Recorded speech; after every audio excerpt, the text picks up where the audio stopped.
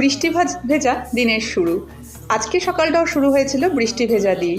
বৃষ্টি ভেজা দিন দেখতে হয়তো ভালো লাগে, খারাপ কিছু লাগে না, কিন্তু বেশ কিছু কাজকর্ম থাকে যেগুলো একটু মনে হয় আটকে আটকে গেল। যেমন সকালবেলা ঘুম থেকে উঠেই পড়েছিলাম রোজগারের মতো 6:30টার মধ্যেই, ছেলের স্কুল ছিল, কিন্তু দেখলাম ওর একটু ঠান্ডা মতোও লেগে আছে, তার উপরে বৃষ্টিও হচ্ছে, সেজন্য ভাবলাম না থাক, আজকে ছেলে বাড়িতেই থাক।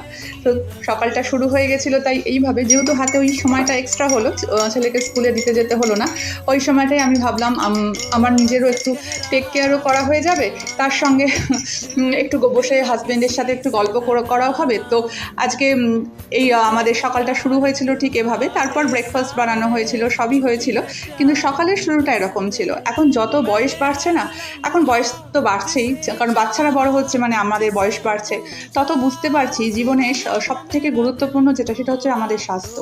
স্বাস্থ্য যদি আমাদের সঙ্গে না থাকে, আমাদের সাথে না থাকে, তাহলে আমরা যাই করি না কেন, যত পরিশ্রম করি, যতই ভালো থাকার চেষ্টা করি, সব কিছুই একটা মিনিটের মধ্যে বৃথা হয়ে যায় যদি আমরা নিজেরা ঠিক থাকতে নাই পারি।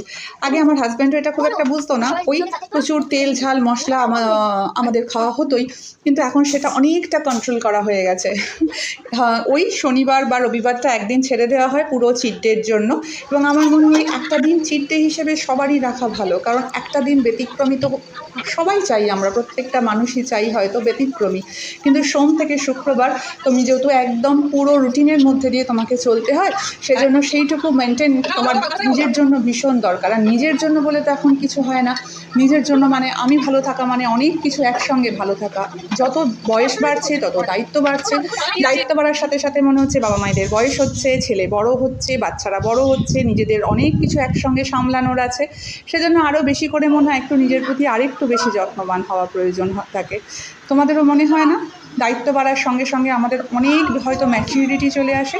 এখন একটু বসলাম, দেখা হচ্ছে নেক্সট ব্লগে। ফলো